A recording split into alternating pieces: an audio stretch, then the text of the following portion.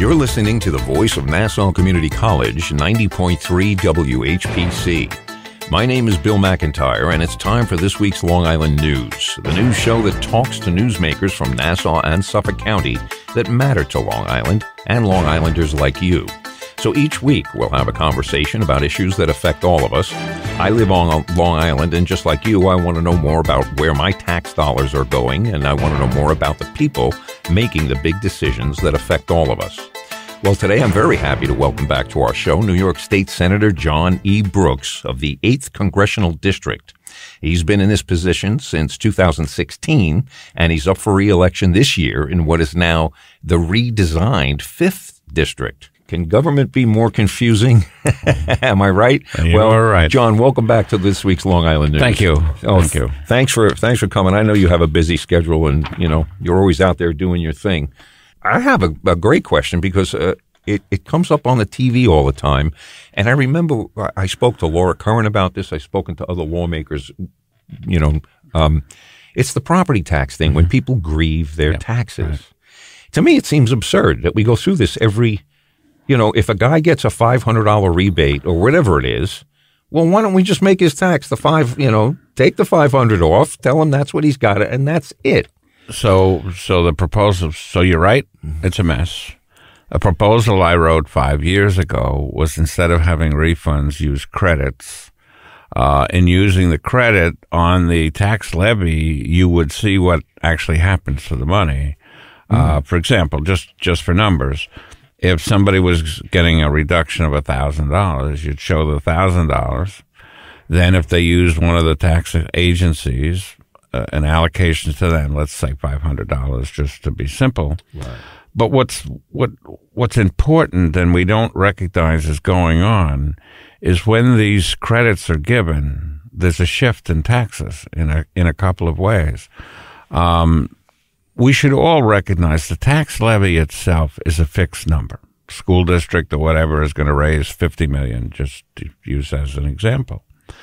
That $50 million is going to be paid by property taxes. Let's say it's just a school property tax levy. And the rate is based on the assessed value within the school district. The higher the assessed value, the lower the tax rate. The lower the value, the higher the tax rate. So the grievances themselves are always going to lower the assessed value. Right. The way we process some of the refunds now, we do it at the current rate, which effectively over refunds, because the fact that your house went from a value of $50,000 to from $50,000 to $35,000 is crazy numbers. Right. But that meant the assessed value of the district went down, so the tax rate went up. So we're in a situation where there's really a moving target. In Nassau County now, when Ed Mangano came into office, he froze the tax rolls. Now, I was working with a group with the Swazi administration that was trying to get the tax rolls corrected, and we got them close. They weren't there, but they were close. When Mangano came in, he froze the tax rolls. He allowed people to continue to grieve, which only made them inaccurate some more. Right. But the freeze time was his full time in office, 8 years. And then when Laura came in, they were still frozen until they could do assessment samples. So you had a situation where you had a 10-year period, you had a decade where the tax assessments hadn't been done. Mm-hmm. Houses are appreciating. You understand that.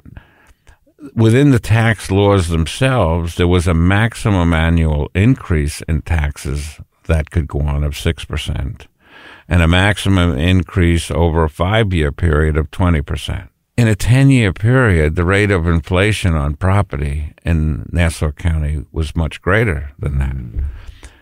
When Laura was in a situation where her administration did the review and came up with the new assessed values, many of those properties from where they were to the new assessed value, you couldn't legally get them to that number. So just to use simple numbers, if you had the cap of 20% in 5 years, right, that was there, and you had a 10-year gap, the most you could move it is 40%. 40%, right. if the rate of inflation was 10% a year, just for numbers' sake, the increase was 100% in value. I mean, that's an overstatement. But the point was, and I met with them a little bit when they were trying to figure out what to do to phase it in. We had people that were seeing reductions in assessed value, people seeing increases. Many people who saw an increase would have actually seen a reduction in taxes, because if the total values went up 30%, just for a number, and yours went up 20%, you're actually going to see a reduction in value. People don't understand that, and they're looking at stuff and making the numbers. There was a debate that went on to what to do with the houses. My belief, given how whacked out everything really was, all of the reductions should have gone through immediately, and then you take a look at the increases and how you can phase those increases in based on the restrictions. We're in a situation now where the assessment numbers are wrong, period. So we're in a situation now, the county legislature sat and let that happen. They're also the ones that are encouraging people to grieve their taxes because they know their assessments are wrong, because the whole thing's broken. Right. And many of them are taking pretty large donations from some of those companies as a result of that work. We've created a whole cottage industry. We have. So, we're going to have to look at the situation where, first, we're over-dependent on the use of property taxes. The way we fund education in particular is too dependent. I have legislation to cap property taxes on school districts at 50% of the total district spending. We're in a situation in Nassau County where many districts are in the 70s and 80 percentiles of funding. We don't get enough state aid, and communities with no commercial property are hurting. So the proposal that I have would cap property taxes at 50% of school district spending. The total of that bill, there would be property tax release across the state of $1.4 billion, with much of it here on Long Island. The reductions on Long Island would be very close to $1 billion. Imagine what $1 billion would do here. Yep. The other complication we have when we're looking at taxes, and we'll talk about school taxes just because it's the biggest number. As you know, the federal government made changes in the tax laws which put a cap on the deductibility of state and local taxes. That cap was set at $10,000. Most of us who own homes on Long Island are going to be way over that 10,000 number. The legislation, and when I was elected to Albany, I went in as a Republican. I changed with this legislation. When the Republicans decided they were going to tax your taxes, that was it. So we're in a situation where that tax that you paid above the $10,000 now becomes taxable again to the federal government. So that additional tax is about $15 billion a year. Oof. Imagine what we could do with $15 billion put back into our state economy.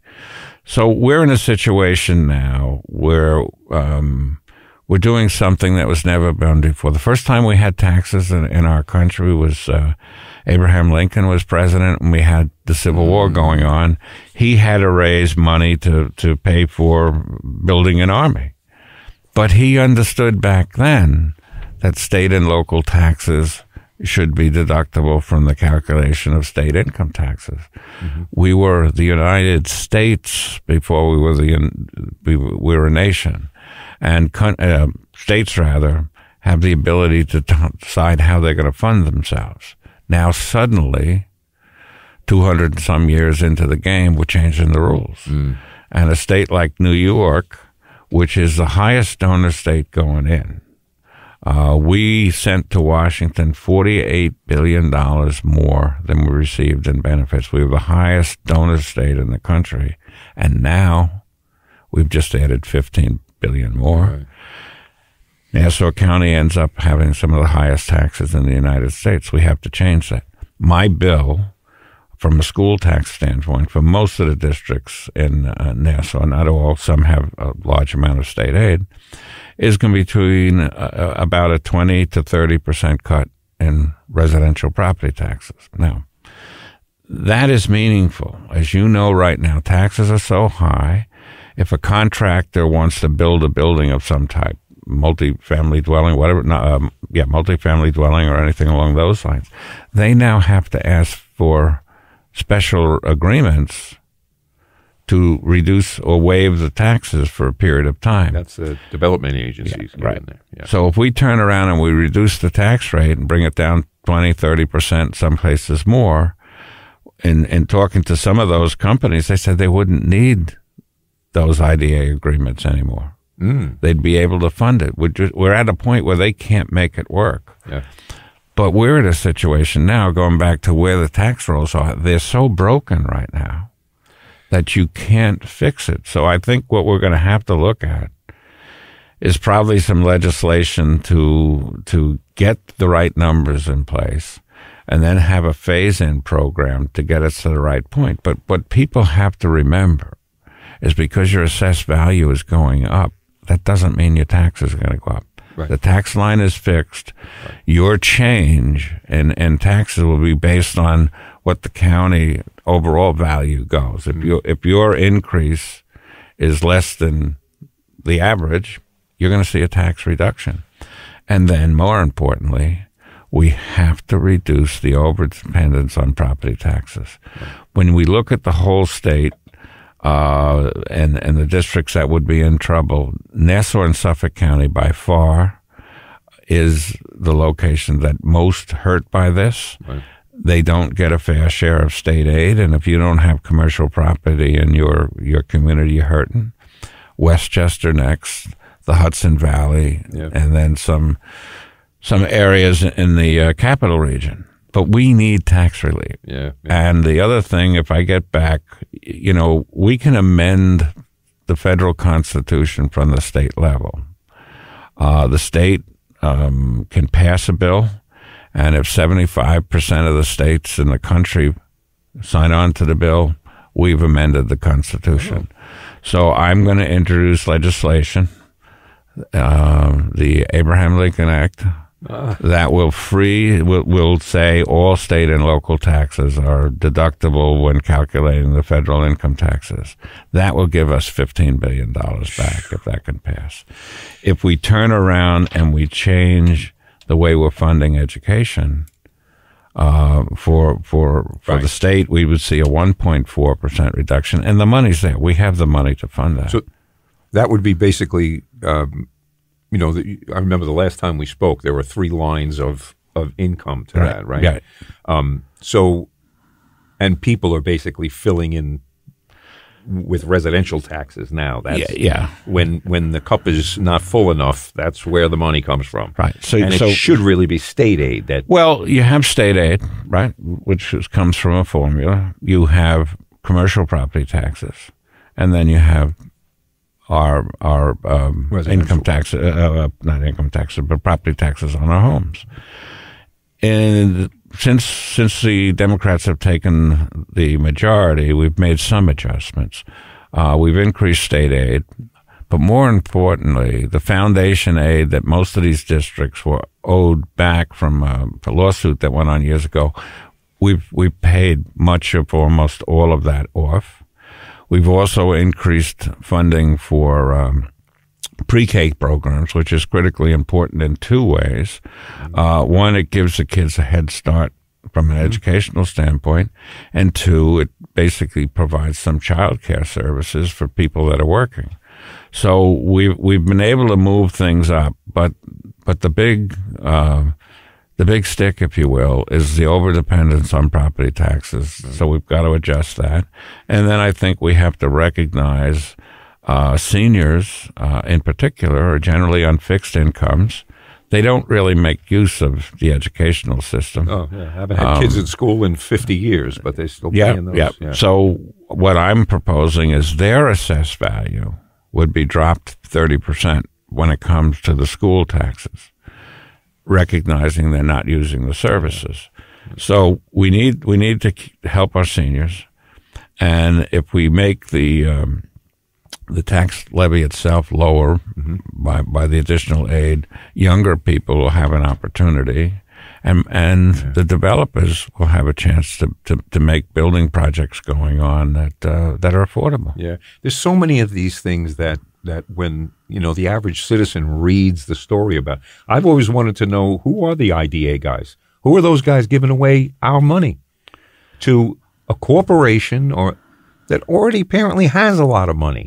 It just seems, the whole thing seems counterintuitive. Well, I mean, the IDAs, they're appointed by local government, and the names in that are made visible, if you will. But we've really gotten ourselves into such a box, and we don't recognize how punitive the property taxes are. It's time to stop and say, wait. The people my age that I know that are leaving, that's usually their first. They say, listen, I can live just as nicely somewhere else. Yeah, but you're right. On the one hand, absolutely correct. Then you think about this salt tax penalty. You go to another location, South Carolina, wherever it might be. Their tax system is different than ours. Their funding system is different than ours, and it wasn't heavily dependent on residential property taxes. So they got a big advantage, which is not taken into consideration. If you remember years back, a lot of times when somebody, I don't know why you buy a house, the taxes are high. Yeah, but you get it back. The taxes are deductible. Right. Well, that's not true anymore. Yeah. And you're penalized, and then if you're sitting there with $50,000 taxes just for a number, and you only get $10,000 credit, you're being taxed on $40,000 additional, and that's where that $15 billion come from. Right. So it's an unfair situation. The federal government treated us very unfairly. New York is the largest donor state, so we were contributing to everybody to begin with. Yep. And then this is outrageous, what's going on. Yeah. That's that's a tough one to unravel. Do you think? I mean, it seems to me like and Ed Mangano's chant. When he froze it, he was just going to pass it on to the next guy. Well, I had an opportunity to talk to him a few times about stuff, and we'll leave those conversations aside.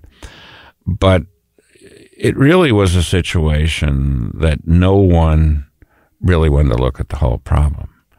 And the proposal that I had submitted,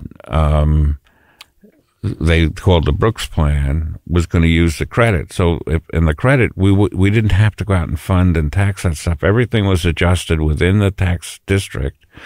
And then if you were sitting there and you were looking at your tax bill, and we use the example we started out with, you thought you got a $2,000 credit.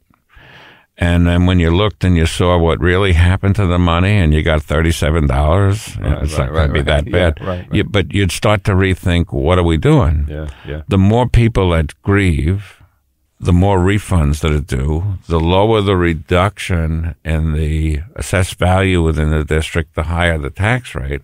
When it all washes out, sometimes the savings are not quite what we think they are. Well, just a reminder and a shout out to the listening audience. We're talking with Senator Johnny Brooks, and right here on this week's Long Island News on 90.3 WHPC. I remember a while ago them talking about writing laws that I could read and understand. That hasn't happened yet, has it? I mean, I understand how the tax system. It wasn't like somebody sat down and did a theory on paper and then just put it into action. It happened over a long period of time, and this got tweaked, and that got changed, and one of the real problems we have in government right now is we never look at what's a proper method of funding. If we're doing a project, who benefits from that?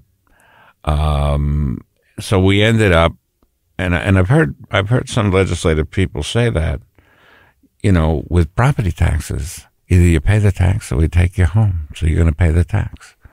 I think that's a stupid way of looking at that, but some people take that approach. Well, that's reality. I mean, right? Well, it is reality. It's but, not fair, and it's not ethical. I don't think it's not fair. Number one. Yeah. And then you sit there and you continue to make things funded based on property taxes, and that tax burden grows and grows and grows and grows. When we look at highways, just as an example, and many of the roads are in bad shape, that's still principally funded by property taxes. In reality, is the drivers, and more importantly, the large truck carriers are the ones that are using those roads. Contribution should be coming from them. And even if you look at education, the biggest benefactor of education is the business community. We've trained their employees to read, write, and do whatever function they're going to do. So we really have to rethink where we are right now and how we fund government. Very, very scary. We don't have a lot of time, but I still have a lot of questions. John, I could talk to you for 6 hours. I'm sure we could go out and, but here, and you addressed this, I read somewhere that you're looking to cap school district funding for property taxes. Right. We did. And now, what are your thoughts on the state budget that Governor Hochul's proposed? The budget that we got in place, I liked because I got some things in it. We had an opportunity. One of the things I've been working on since I've been up in Albany is the ability for fire departments, ambulance services to recapture their expenditures for medical services. And we were able to get that legislation passed. So fire departments that are doing stuff on a voluntary basis will be able to bill health insurance carriers for the costs associated with the ambulance calls. That legislation will bring about $100 million in revenues to the fire departments across the state. And then that puts them in a position where they can either hire some staff where they've just got overruns and calls, reduce taxes, or get additional equipment that they carry. And the only downside I see with that is that people who are uninsured are going to get a bill. Well, the districts will work out how that's done within the legislation. It allows them to address that issue. But the problem we had in New York, or even here in Long Island, as we saw, is volunteer ambulance companies had the ability to do that. And the paid services, including in Nassau, the police department had the ability to do that.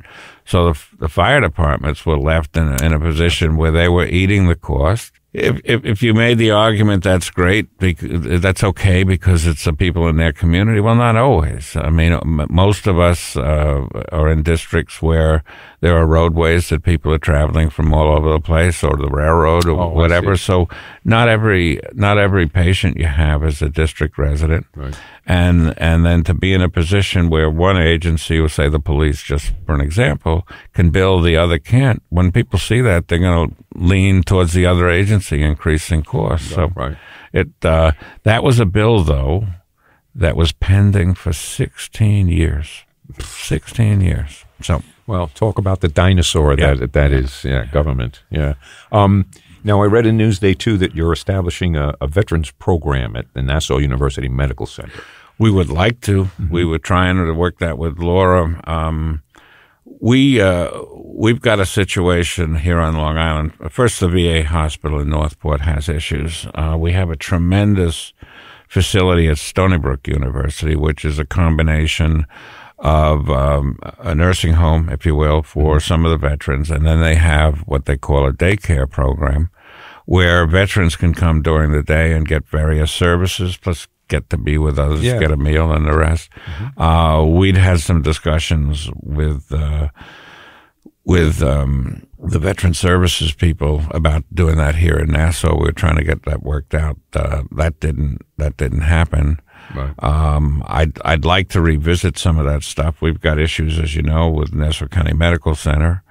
I think we've got to make some decisions on that. But one of the things we could pursue is potentially putting some VA programs in there to bring revenue and services to the folks in Nassau. Northport's got some problems in some of the structures there. So we've got to get creative. And one of those is to use some space we have, make it available to the VA, and also to do the daycare program with the VAs here. So we're going to try to push that some more. Yeah. Well, especially since a decent percentage of the veterans live in Nassau County. Oh, yeah. Suffolk County actually has the largest number of veterans in the state, and I think Nassau is third or fourth. But that is absolutely something we do. On the veteran itself, just one of the things we did get done this year in the budget, which was really important, I asked the governor to upgrade the veterans from an agency to a department, which she agreed to do. Now, that's going to mean more staff for veterans. That's also going to mean more money from the VA. We think it could be over $1 billion once things get going. That can be coming into the county. So that was a big home run. Yeah, definitely. I also read about your involvement in trying to fix the Southern State Parkway. Now, that's being done. Sadly, I got a ding in my windshield about 3 days ago because, they stripped the first layer off. I tell you what, when I came to the radio station meeting on a Tuesday night, and I got on Southern State Parkway, and it looked like a scene in a science fiction movie was about to happen because the dust, and it just diffused the sunlight, and I didn't know what planet I was on. Well, you were still on Earth, number one, but actually, my district right now is being totally resurfaced to do that.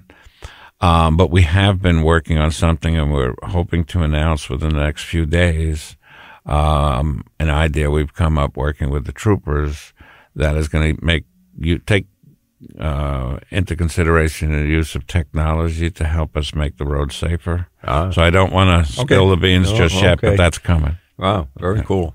Well, we're getting close down, but now you have to promise me you'll come back, right? Sure, anytime.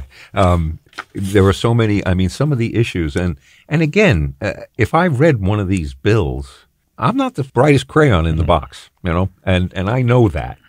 Some people would say that's what makes me smart, is that I know I'm not.